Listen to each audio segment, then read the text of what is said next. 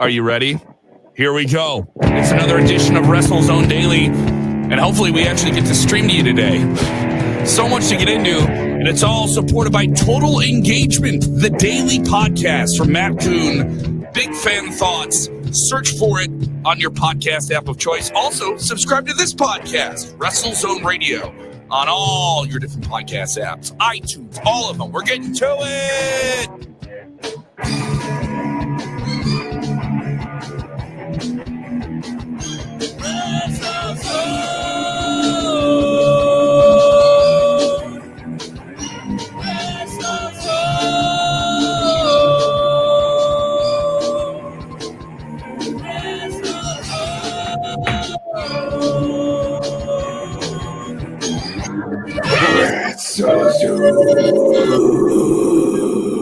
Thank you for the death metal backup there, Robert DeFelice.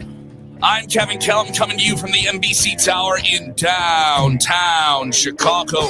So much to get into on a Tuesday. Sorry we were not with you yesterday. We had a bunch of different technical issues, and hopefully we don't have any of those today. But we're powering through. We're powering through with all of you. Join us in the live chat. Let us know what you think. All right, if that becomes an issue, we'll let you know if it becomes an issue, and so much more. But we have a lot to get into today, and our leadoff story is a biggie. He's not in a ring. He's not signed to a wrestling organization. He's not actively on a television screen. He's going to be in a movie, Girl on the Third Floor, getting great reviews. And, of course, he's one of the most debated men in all of professional wrestling. I'm talking about CM Punk, and he is continuing to make the media rounds for his film, which comes out later this week, I believe on the 26th, if I'm correct. Robert DeFelice. 25th. The 25th, so we're just a couple days away from this. So it's a Blu-ray and streaming platforms on the 25th, which is what? Friday. So perfect, great horror movie. It's supposed to have a lot of tension, very Hitchcockian. But obviously, wrestling fans maybe are a little bit more intrigued about the wrestling questions he's always going to get asked. And he did a couple of interviews. He did one with 31 Thoughts, which was pretty thought-provoking there. And he said that he's looking objectively and trying to put myself in somebody else's shoes. Yeah, I absolutely think there could be a place for him in WWE. Just to paraphrase here, that's the question he's responding to. Woo. Just knowing how many people they hired to micromanage everything and have agents and producers and this and that. I think the best thing I was ever at, my greatest tool, was my mind, because I was never the most athletic, certainly wasn't the biggest. I imagine myself, in baseball terms, a 5-tool player. I just tried to tell the best stories and use my brain. That is a transcription from postwrestling.com. Thank you for that. But he also even said a lot more flat out about his place in a possible wrestling future. What did he say? Now, this transcription, courtesy of Fightful, this is a different interview entirely. He's speaking on Barstool Sports' My Mom's Basement podcast. Mm-hmm. It's very interesting. When Punk was asked if he was interested in returning to the wrestling industry, not necessarily in the ring, but just to return to the industry, Punk said this: absolutely. I also think that for 5 years, I've always been asked that question. And no matter what I say, it gets reduced to clickbait and warped. We've gone through, I don't know how many iterations of Punk hates wrestling. None of that was ever the case. Am I open to it? I've always been open to it. My attitude has been, I don't see it happening. I just think I've talked about it more recently. I don't think my attitude has changed.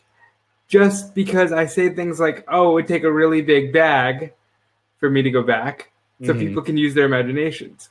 Then there's haters who are like, he's just trying to do that to stay relevant. That's not the case at all. When you do interviews, people are going to ask me about my past. I've never been one to be like, don't ask me this. I think that ruins the effing interview. Yes. So at least he's candid. At least he'll answer questions that maybe he doesn't want to actually talk about, but he knows that people want to know about him. Yeah. And Punk continues, I actually think both WWE and AEW have used the fact that I've been like whatever about it to rope people in every now and again to make people think that I'm coming back on specific shows or at specific times. Oh, we have a mystery opponent or mystery partner, and everyone's like, it's CM Punk. There's nothing wrong with them there's nothing wrong with them trying to do that, says Punk. Now, earlier in October, this is widely been reported, Punk confirmed that he tested for WWE Backstage, the FS1 show. Yeah. On that subject, Punk says, AEW texted me secondhand an offer, and I was like, real offers only, please. Who knows what's gonna happen? I did the Fox thing, and I haven't heard anything. Punk later said, I was told WWE is not involved, but who knows? It could be why I haven't heard anything yet. I made it clear to them that if I landed this, I wouldn't be here just to shit on everything, because nobody wants to watch that. The way they approached me with it was, we have Alex Rodriguez for baseball, Troy Aikman for football, and then you for wrestling. That would be your authority. We would like you to be the analyst. All right. So those joining us on the live stream, yes, it looks like a lot of people are joining us about this topic. Very popular topic here. And once again, our wonderful streaming provider is not super wonderful. So if we don't get your comments on screen today, don't worry. We're still trying to read them here. A lot of excitement about this possibility. Let's see what the Wrestlezonians are thinking. Adam Grew says, you know when CM Punk will be returning? It's when he runs out of money because he knows WWE will pay like a huge $50 million for him to return if AEW is willing to give him 25. Thank you, Adam Grew. This dude, CM Punk, strikes me as the kind of guy comment of all time who can wear the same shirt for a week. I don't think he's very spendy with his money. I think he's rather frugal and probably wouldn't anything about his money. We don't know anything about his money. Why are people talking about someone else's bank account that they've never seen? Well, because the fans, they want the speculation, Kevin. Yeah, Punk just said it in the interview. Anything I say gets reduced to clickbait. They want the shorthand clickbait article. It's all about the clicks, and it's all about the, what can happen? Listen, after the last 2 months, I'm 100% convinced he will one day do something in wrestling because he's just been so forthwith about it that hey, I'm just sitting here, just write offer, real offers, please, which is a hysterical line. But I think it's just going to be a matter of time and a matter of the perfect storm needs to brew. You know what I mean? Brandon Stockton texted in saying, give me Punk, baby. Terrell Diggs saying, I wish Straight Edge Society would return to WWE if CM Punk comes back to WWE. Manuel saying, because everyone's an accountant. Laughing face emoji. And boy, everybody must have some pretty good bank accounts of their own then. Yeah, exactly. And then James Ross said, I'd still like to see AJ come back instead. Yeah, me too. Nobody ever talks about AJ. AJ left at the top of her game. Why isn't anybody where's AJ? And Mr. Escudero texting says, where would you guys rather see Punk? Where would you like to see him end up? If say he comes back, we're being totally hypothetical. And obviously we've been talking about this for weeks. He's making the media rounds. He's being very open about it. He said flat out, yeah, I've tried out for this FS1 show for WWE, but it'd be through Fox. We haven't seen him on that show yet. That show will air again tonight. We don't know if he's going to be on it. They would certainly tease it if he was. All these different things, right? So what do you think here? Where would you want to see him? Me? I think him in WWE would be the best spot. Fans know him there. There's a whole generation of fans that grew up with him there. If you're a 15 or a 10-year-old kid that loved him there then 5 years ago, and maybe you're periodically following it, for a lot of fans 10 years ago, he was their guy. He was still their guy for a lot of different fans. There's a lot of fans you and I meet that watch AEW now or watch NXT, and they were in grade school or something like that.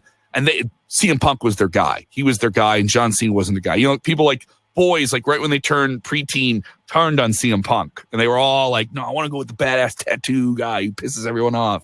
And he certainly had that contingent. I think he could find that quicker in WWE than anywhere. But obviously, a lot of people would love to see him in All Elite Wrestling, too. I think he, interestingly enough, made it sound like he's open to being a producer. He said, my greatest asset is my mind.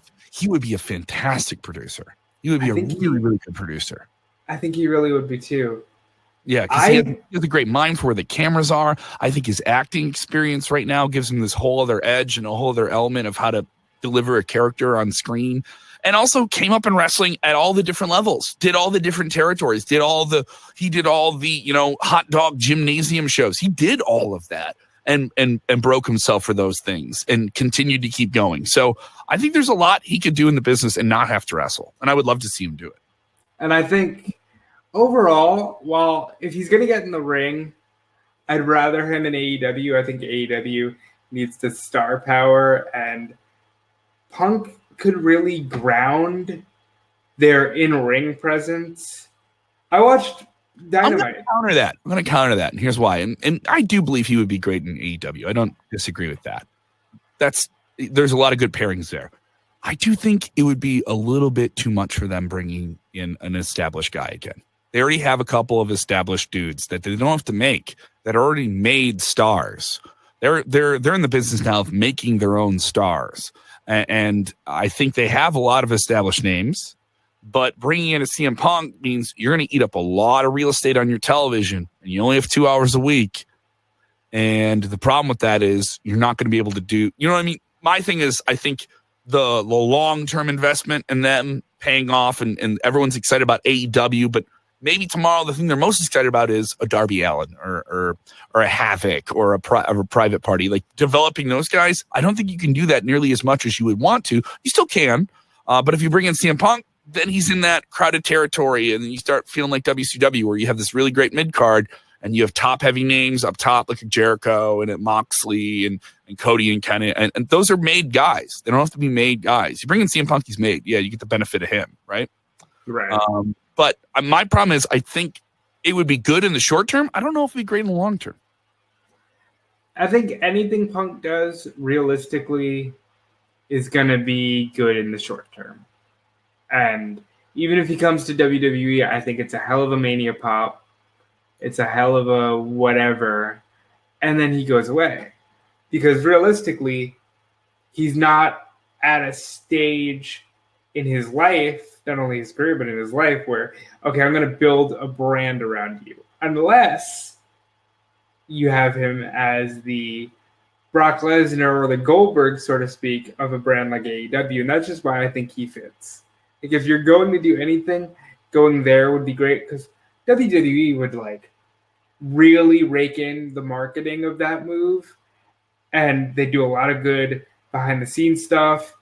And then in a year, it would be so plain already. Like, look at good example, Daniel Bryan. Great story. Couldn't wrestle.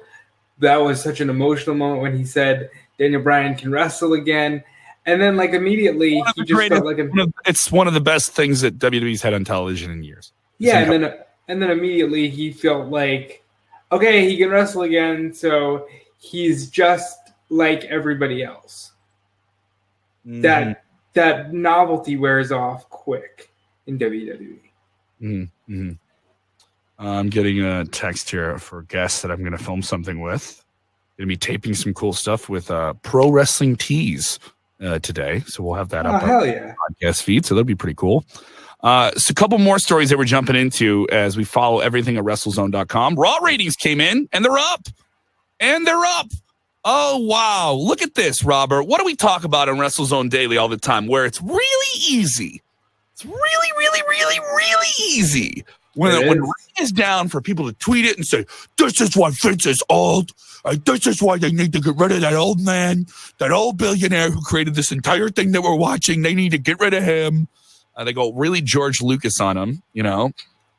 Of course they did. Comparison for wrestling fans, how Star Wars fans turned on George Lucas, they're all like, oh, yeah, okay, that makes sense. like it all makes sense. But Raw rating up, did a pretty good number, nothing groundbreaking, but up against stiff competition. Monday Night Football, you had the Patriots in there, big market team against New York. So two big teams. Now, mind you, the game was a blowout, so maybe that helped them too.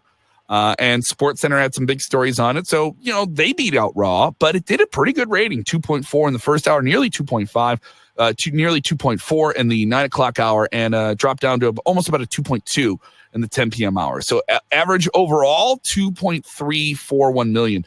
So that's a really very, very strong number. And it's higher than last week's 2.2. So not a huge upgrade, but pretty strong number, pretty steady for Raw here.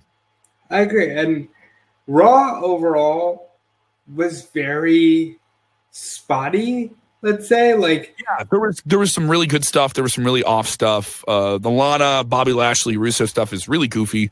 But, here's the thing. As much as hardcore fans don't love it, every casual fan I know that just watches WWE and they don't watch anything else, that is like the number 2 thing they're talking to me about. It was very weird to see Rusev just like, hey, I'm like a middle class average dude. How you doing? My wife is cheating on me. I'm Bob Lashley, poison Lana's brain. Yeah, like he seemed like he was just heartbroken. Like, this Bob Lashley guy is running off with my wife, and I'm sad about it. Mm-hmm. But and then I wanted to poke holes in the logic, and yes, it's a reach. Gentlemen, bring your ladies to the restaurant they want to go to. If they say they want to go to a restaurant, you bring them to that restaurant. Yeah, otherwise Bob Lashley's going to get them. Yeah, as I tweeted last night, that restaurant cannot be the place where you can play skee ball and get pizza. That is not a restaurant. All right, they want a place that they can Instagram and brag to their girlfriends and their sisters and their mom that they went to. That's what they want. That's what they want. They want something to brag about. Clearly, you need that Bob Lashley money. That Bob Lashley did it. Where did Rusev start looking for money? I don't know. It works. They did write in some good stuff, though. I did enjoy the addition of logic where they added some reasoning as to why they broke up or why they're not a couple, or why they're like separated. And when Jerry Lawler's like, you're a public figure, so I'm going to talk about this. He sounded like Dr. Phil. He's like, she's kind of mad that you're sending a lot of money back to your family in Bulgaria. It was just like so specific. It's always fun to me when they have Jerry do the relationship stuff because he's so. Jerry Lawler was old man dad jokes all night long, and some people may not love it. I love the juxtaposition, him riffing on the other people for Googling during the show and stuff like that. It was pretty cool. The funniest line of the night, and it shouldn't have made me laugh so hard, but Ryder and Hawkins made a joke about maybe we'll get pyro. So the entire night after that, Lawler was just on the pyro. And specifically after the Viking Raiders beat the crap out of Ryder, he goes, Zach, go back up the ramp and wait for pyro. Like Jerry. That was fun. He's definitely, it's definitely maybe not the best fit, but I'd be lying to you if I didn't say I was entertained. JMC texting in here. Sounds like Kevin wants to be wined and dined. He wants those 4 or 5 star restaurants. I guess he can't afford it. No, I can't afford it. What are you talking about, man? They know my name at Taco Bell. I can't afford that. What are you talking about? Listen, we're going to talk about logic here. Let's talk about the bad logic on Rusev's behalf. Mm-hmm. When you can do anything in the realm of real possibility and fake possibility in a WWE setting, why is it that you let your wife make out with this man, but then when she's at a restaurant with him where they will call the cops, that's when you decide, oh, this is my moment. I need to go get him. Vernon Marqueta texting and said, we need more adultery on Raw.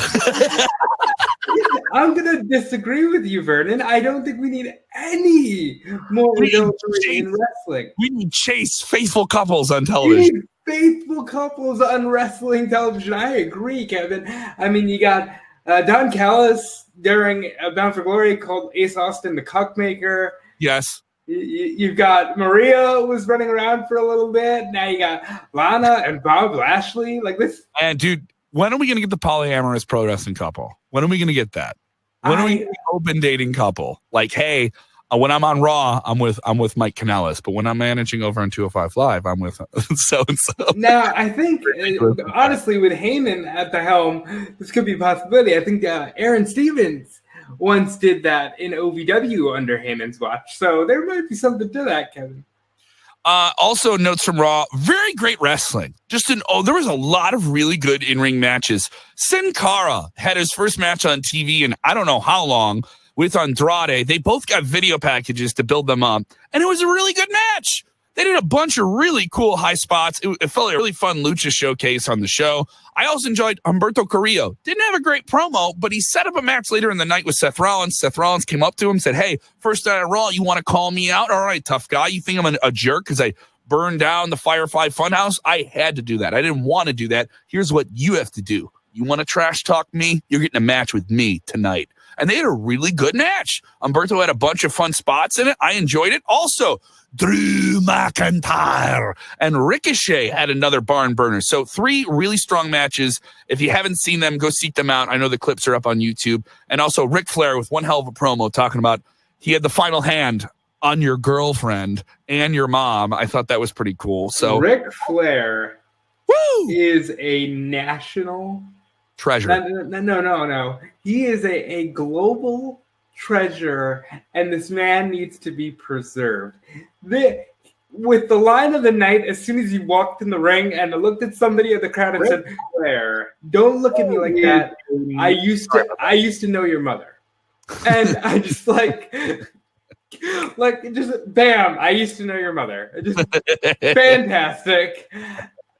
I love this man. And then he gets interviewed by Sarah Schreiber in the middle of the match. And he goes, "Hogan, it's going to be on me on Friday." And where are we at? Kansas City? No, Cleveland. No, that's where we are now. Where are we? It was because it's supposed to be a quick shot interview in the middle of a match. It's not designed to be like a full-fledged promo. It's designed to be like, hey, boom, blah, blah, blah, blah, blah, like a picture-in-picture thing like they were doing. And obviously he just kind of stumbled on his words, but it didn't matter because he cut this awesome promo earlier in the night, and everyone wanted to rag on him and say like, "Oh man, Flair can't remember this," and da-da-da-da-da. It's like, come on, he had to get like 4 or 5 different points across in 15 seconds. I think it's pretty easy to stumble over that. I think we're really this separate conversation for a separate day. I think we're really hitting a point where a lot of new fans, because they don't get it, simply do not care about the lineage or the legacy of a Ric Flair or Jim Ross. I'm seeing a lot of like a ridiculous amount of criticism for just straight up legends of wrestling. And he cut a great promo. He cut the best promo of the night, and then he cut one that was off. Who cares, dude? He's Ric Flair. He gets the Flair. He's allowed to be off. He's allowed to be off. The man was on for 50 years. Let him be off. And he cut a great promo, and he made Drew McIntyre look like an awesome acquisition to his team. I also enjoyed the little details. You like the little details, right? I enjoyed Drew McIntyre do a little bit of the Hogan poses at the end of his match. Yeah, and Flair's like directing him. No, you got to do the poses. Do this thing. Do that. Like, it was pretty cool. And then here we go. We have people not liking Ric Flair. Okanagan Wrestling Review. All right. Okanagan saying this guy is geriatric. Haters need to STFU. All right. That's what they need to do. Other people saying Drew McIntyre sucks. I'm a Ric Flair mark. All right. And so it's pretty ridiculous. Robert Ray saying I'm a nurse for real. Flair was messed up. Some people saying Flair was messed up. You know what? He's Ric Flair. He came as advertised, damn it. Like, Ric Flair is the man. You cannot deny the man. He is amazing. He is a national treasure. My favorite Ric Flair line of all time is I've spilt more beer. I've spilt more liquor on this country from in bars on one side of the country to the next than you make in your entire adult life. It was just off-color Ric Flair lines like that. So real too, and that's a real thing. Mm-hmm. Other people texting and saying Seth Rollins had the match of the night. Way to push new talent. Here's another thing. Sin Cara lost his match. Humberto lost their match, but they came off looking like stars. I think you can do that in matches where you have like really good competitive matches and a guy loses, and there's nothing wrong with that. I would be shocked pleasantly, but I'd be shocked to see Sin Cara get like a Kofi style run, because even regardless of who's under the mask, the character's been there for at least 5-6 years, and it'd be nice to see him get a push. Humberto Carrillo is the Mexican Rocky Maivia. Yeah. They're not taking my mindset out of that. This dude, it came off like so white-kneed babyface, but the match was fantastic. And this is going to be a match. This is going to be a match that they talk about whether Humberto makes it or sinks. They're talking about this match for the rest of his wrestling career. Yeah, and it was a solid match. This is the weird thing, though. I will thumbs this down on Raw. They advertised a 6-man match between the Street Profits against the OC, AJ Styles, Carl Anderson, Big LG, Luke Gallows, right? And that the Street Profits in their first match on Raw, in the main event, they teased it all night, and they teased it on social media, that they would have a mystery man, a mystery third partner that this would be that. And then the match starts, and suddenly they say it's a tag match, but they don't have a mystery partner. And they keep talking about how, well, I guess they couldn't get a mystery partner. I guess their partner, they couldn't get him.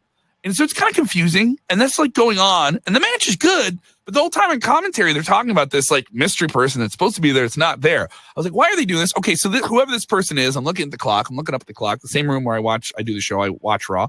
I'm looking up. I was like, oh, they got like 8 minutes. Whoever this person is still going to show up. Turns out it's Kevin Owens. He comes out, gives a big old stunner to AJ Styles. My thing is, couldn't you just have Kevin Owens come out and have the match? In the match, yeah. It seemed very weird. And listen, I know AJ and Kevin are as good as can get, but it seems like, for me, a holding pattern. Like, Kevin seemed ready to become the next big babyface star, and that seems to be moved now. And also, they did advertise a 6-man, and they also advertised this match last week with Cedric being the 3rd man, and it just seems like random things are happening that aren't allowing them to do what they had intended. But I think at the end of the day, it got the Street Profits over. People love Kevin Owens, so you can't really say that it's not working. You know what I mean? Now, yesterday we tried to do a show, but we had a bunch of different tech issues, and I was very, very excited to get on air and talk to you about Impact Bound for Glory, their pay-per-view from right outside of Chicago, not in Chicago. I understand you advertise Chicago, but whatever, semantics. And they were in Villa Park at the Odeum, place that ECW ran, Ring of Honors ran there, and Impact packed the heck out of this thing, sold it out from fans that I know they were there. I was under the weather, so I couldn't attend. But I heard great things about it, that there was just a really great energy in it. Bunch of fun surprises on it, including Kylie Ray, who's formerly of AEW. She appeared in their opening match, Call Your Shot Rumble, which was a really, really fun match. And Joey Ryan appeared on it. Joey Ryan, by the way, did an interview with us. It is up. We taped it yesterday. It is up in the podcast feed. He talks about why he went to Impact Wrestling, his really big, fun Lucha Vavoom shows coming to the Mayan Theater in Los Angeles, and so much more. People are worried in the comments that if you say his name, the stream's going to freeze again. Oh, that's going to happen again. Hang on here. I have to text somebody downstairs who's waiting. He's like, wait it out. Okay. I'm on stream. So tell me, what did you think of Impact Wrestling? This was quite a show. This was a hell of a show. Here's the thing with Impact, and I think it speaks to you for wrestling as a whole right now. You're never going to get bad matches or a bad show. The show was good. There were dips in certain spots for me, like the Knockouts title match didn't connect. No, they were kind of overbooked. They tried to do some crazy interference stuff that just seemed clunky. Ken Shamrock, that match was overbooked. Ken Shamrock's big return to wrestling, or at least on a televised scale, at 55, looking incredible. He did an Undertaker dive, and yes, that screwed up the match after he did the Undertaker dive, because it was just noticeably slower. And there were certain things that were off. But damn it, this man at 55 did an Undertaker dive, and he was... And he also wrestled a very good match, but it also had a bunch of overbooked interference things. That were and listen, though, he didn't win. They put over the young talent. Rob Van Dam turned heel. What the hell is up with that? What's up with that? That made for a very interesting match, that triple threat tag team match, the North retaining. The X Division ladder match was insane. This ladder match for the X Division Championship, Ace Austin wins. It teased Tessa Blanchard winning that title the whole match was just her trying to win it, getting close to it. And they did a bunch of crazy spots. AC Romero, the super heavyweight. This guy's over 300 pounds, moving like a cruiserweight, fell off 2 different ladders. Fell off the ladders out of the ring, through a table. Incredible stuff. And Ace Austin stealing the title at the end of the night. He got it. But the match of the night, to me, was the main event. Really paid off this brutal, very personal feud between Brian Cage, who came out dressed like Weapon X Wolverine, against the Draw, Sami Callihan, who cut a pretty good promo where he seemed very maniacal. And they went all out. No DQ match. They're DDTing each other on guardrails. They're bending guardrails. They're taking out Wolverine claws and slicing a man's forehead. Wolverine claws go sick. It's quite the match. Really, really strong. I loved it. I loved the whole show. I thought it was a really good show. If you can seek it out, go seek it out. And I would say specifically the ladder match is probably the one that you should see. Yeah. And the main event as well. I'll pull the curtain back a little bit. I was covering the show over at Fightful.com. Yes. I had it pre-written. History is made. Tessa Blanchard wins. And I went, well, now I got to change 50% of what I wrote. Oh, no. Now the results, they swerved me. They got me. They sure did. And I thought that match was really good. It's clear that Tessa Blanchard is going to be a champion in some form or fashion there soon. Their next pay-per-view is called Hard to Kill. Fantastic. Great game. Fantastic game for promotion. Everyone thinks it's always going to die off. Great idea. And this is a great show for them to have going back to a bigger TV platform and Access TV in just a few weeks. It was a good feeling show. It made you think like, wow, Impact's not dead. They have a bunch of new names they picked up. They have an exciting champion in Brian Cage. It was a very, very strong show for them. Kudos to them, man. But we're going to jump into some questions here. I'm going to try and do this since we still can get your questions on screen because our streaming provider is crap. But we'll be live. We'll be live. We did touch on this on yesterday's show that never came out because of all that. But New Japan Pro Wrestling made a huge, huge move. They have entered completely into the United States wrestling market. Now, they've done all these big events. They had a huge sold-out show where they partnered with Ring of Honor for Madison Square Garden. They've done a handful of different shows in 3,000 to 1,500 seat arenas around the country. And now they're doubling down. New Japan USA, or New Japan Pro Wrestling of America, is a reality. And it looks like they're really trying to enter the game when it's very, very busy right now. This was quite the story that broke early yesterday morning, and I was awake, and so I wrote it up. It seems like it's a little too crowded, but I kind of feel like New Japan is enough of a name that it's just going to push certain promotions further down the ladder as they just immediately hit a certain spot on the ladder, if you know what I mean. Like, they're going to instantly become number 3 if this takes off the way that most people think it would. Mm-hmm. And this will push down promotions like Ring of Honor and Impact. And I think it's not a knock on either company. That's worth saying. Now, it's also interesting to note that they did tout their relationship with Access. So does that mean they work with Impact in America? You know? Well, I mean, I think we'll get a clear idea of that in the future. We'll get a much clearer idea of that. Obviously, everyone's like, they need to partner up with AEW because I think it's... I said this on the show yesterday, which is make error. But if both promotions are so strong, then no, they do not need to partner up. We'll see for sure. So, trying to catch up on all that. Thank you for your continued patience with all the different hoops we've had to jump through here.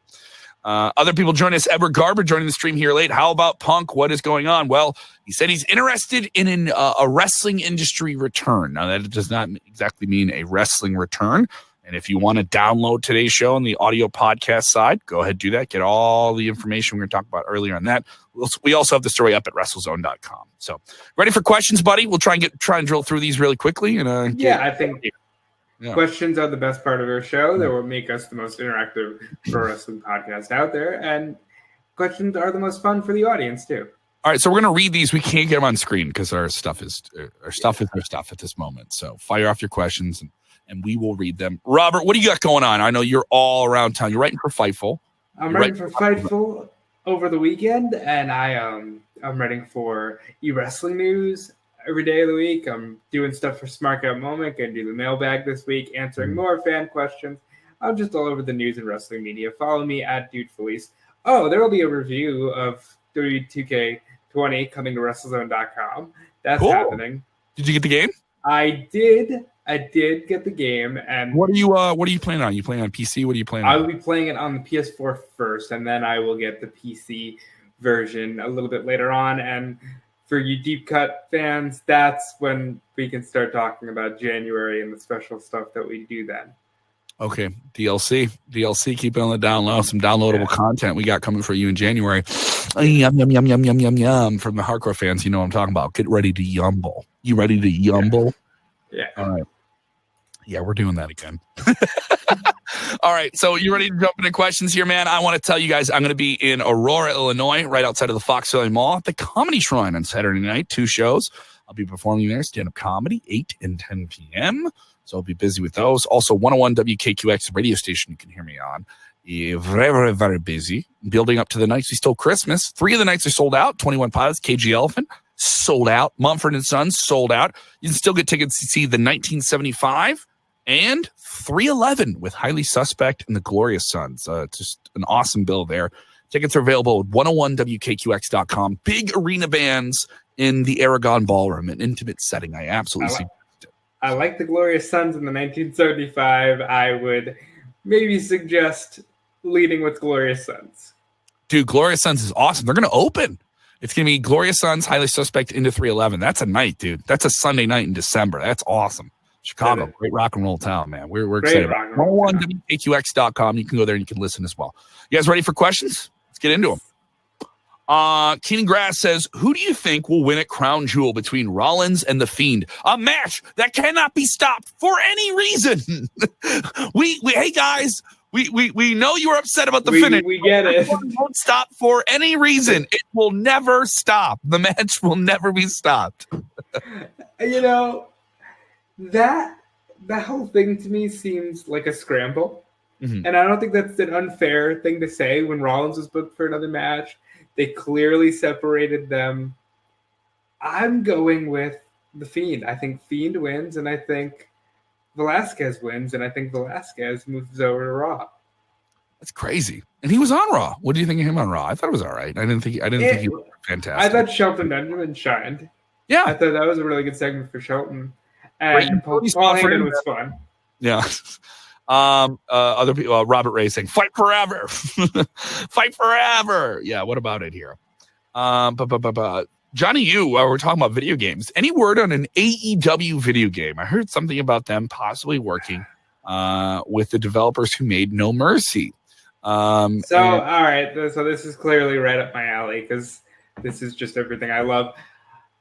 Kenny Omega has said that the Kenny Omega character will be featured in a video game, and he hopes to tell you more about that later on. That doesn't mean it's the AEW game, but he did say he hopes to tell us more about an AEW game in December. Now, as far as the developers of the No Mercy game, Aki, they're now known as Sin Sophia. They do follow Kenny on social media. Kenny did try to reach out to them. This is all very hypothetical, wishful thinking stuff, but I would venture a guess that because Kenny Omega is so passionate about video games, that AEW game is going to be a labor of love, and it's going to be something special when we do actually get it. Mm-hmm. A lot of questions coming in here, trying to keep up with him here. I want to go to this one. Edward Garber, is Ryback going to All Elite Wrestling? Ryback? The Ryback? The Ryback? Oh, I haven't heard people talk about the Ryback in a while. I'm going to venture a guess and say no.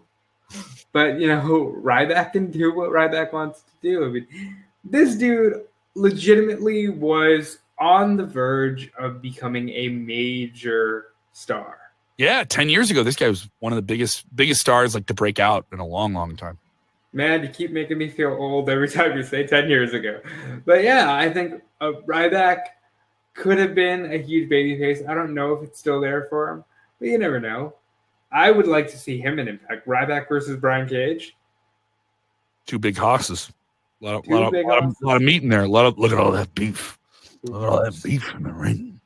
Yeah, for sure here. What's my next question here? I was going to go to. There's a good one here. Here we go. We're talking about CM Punk. What could his role be in wrestling? James Ross, would Punk be a good fit for New Japan Pro Wrestling as an announcer to help the American side follow better? I think they have great English announcers. Kevin Kelly, Chris Charlton. I think they. Yeah, don't touch that New Japan announce team. I don't actually think Punk would be a good fit for New Japan because I think he's out of the loop at this point, and I don't think he was ever a New Japan guy. So I'm going to say no. Tom Effin Mays says, how do NXT and AEW expect to get ratings when the only show when they only show live in the U.S.? That's such a specific, limited thing. That is a very specific, limited question to ask two men that live in America. So while we understand your plight, we might have to skip over this one because... I will skip over because the American media markets are the most engaged media markets in the world. That's why they are that way. And about 75% of all broadcasted consumable content in the world on television mostly comes out of the United States. So that's why I'll say it. And I don't think there's much more to it than that. There's not, there isn't like anything really wrong with that. It's okay. How do they expect to do this? How come me and my friends in Greenwich, England, can't watch this show live? How do they expect to do that? That's on them. It's a different thing. Different media thing. But Kevin, I like this question from the Shah Jawah. Is Kushida Marty McFly? Yes. Travel back in time. Yeah, there you go. He's a time splitter. Yes. There you go. Yes, to answer that question absolutely correctly. Yeah. Big Kev, Robert from our faithful listener, James Espanto, Fernando Tagaho. Big Kev and Robert, will we get a WZ Daily food-themed t-shirt? Give us what we want. Fast food Royal Rumble. Yummy in the bake. The burgers are their money. They want food-related merch. So here's the deal. Kevin and I are going to have... You got to tell the new people what burgers are their money means. Okay, so before I get to that, let's backstory here. About a year ago, we were talking about Lars Sullivan. This led to a conversation about KFC, which led to a conversation about could Ronald McDonald kick the Burger King's ass, which led to me buying WTK19 on the PC, creating everybody along with my friend Michael Shea, and doing a fast food Royal Rumble. That led to Yummy in the Bank. A Money in the Bank match with all the fast food mascots. Yes, which led to SummerSlam, which saw the Grimace defeat the Coca-Cola Bear to win a deep fried championship belt. Yes. So... Golden brown. Now then, the burgers are their money. Ross Berman is a genius. Yes. And started to talk about all the supplanted McDonald's characters that they don't reference in their advertising anymore. They only did this in the 80s and 90s. That Ronald McDonald ran this universe of McDonald's characters. And the Hamburglar is a McDonald's character that steals hamburgers. I said, why does he steal hamburgers? I mean, couldn't he just steal it? Then Ross cut me off and said, the burgers are their money. And then people just lost their minds with which would explain why Mayor McCheese is the mayor of Burger Town. But the fast food Royal Rumble, they want merchandise. I think Kevin and I need to get on the phone with boss man Bill Pritchard. Yep.